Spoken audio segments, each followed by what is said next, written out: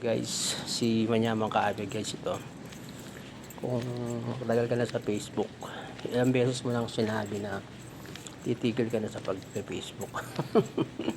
Ako matagal ko na sinabi na titigil na ako mag-Facebook. Tuloy-tuloy lang yan guys. Ilang beses mo nang sinabi na titigil ka magpa-Facebook. Ako ilang beses ko na sinabi na titigil na ako sa pagpe-Facebook eh. Pero ngayon, nabo pa rin ako ng 2 years. More than 2 years na ako sa pagpe-Facebook. Kaya, tuloy-tuloy mo lang yan guys na maganda yung Facebook. Nag-cellphone ka naman lang. Lubos-lubosin mo na yung pagpe-Facebook guys. Yan guys, dahil nagbakasyon si Manyamang Kaabe, na-miss natin yung paglalakad. Kaya, maglalakad muna tayo guys, ano? Shoutout nga pala dyan sa mga nakakilala kay Manyamang Kaabe guys, ano? Siguro matagal nyo nang kilala si Manyamang Kaabe.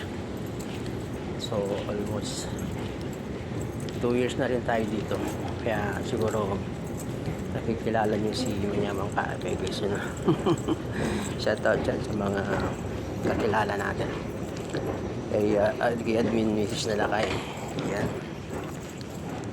Forever natin admin yan. Tsaka yung mga bagong mga founder na kakilala natin. Shoutout sa inyo dyan guys, ano? Hi, hello. Lalakarin muna natin ulit itong nilalakad natin guys. Kasi almost 44 days din ako nagbakasyon sa Pilipinas. Kaya kailangan natin lakad. Baka yung mga cholesterol natin medyo tumaas-taas ng konti. Kaya lakarin muna natin ulit. Ang ganda na pala nitong ginagawa nilang bagong building. Yun o. Ganda na pala yun o. Yung bagong building.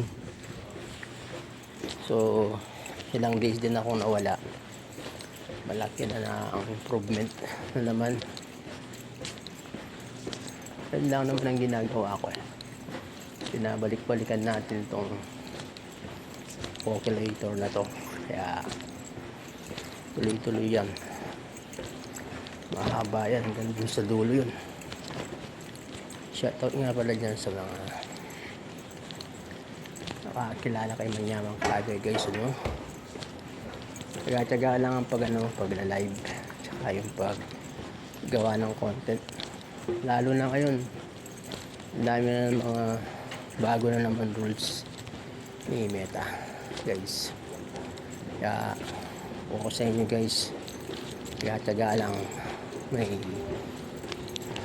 blessing, sabi nga nila.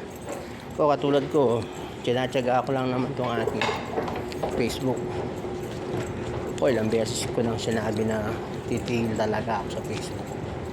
Pero hanggang ngayon, nandiyan pa rin ako. Beses ko nang sinasabi na titigil na ako mag-Facebook. Pero hindi ko pa rin ginagawa. Pag pagod ka, sabihin mo lang, ayoko nang mag-Facebook. Pero pag natanggal ka na ng pagod, tuloy mo lang yung pagpe-Facebook. Sayang din naman kasi yung nasimulan, diba? Kasi gumamit ka naman ng cellphone, pwede tuloy-tuloy mo na para sa ganun meron kang iniintay, diba? Kung katulad ko, meron akong iniintay dito sa aking account. Sayang din naman.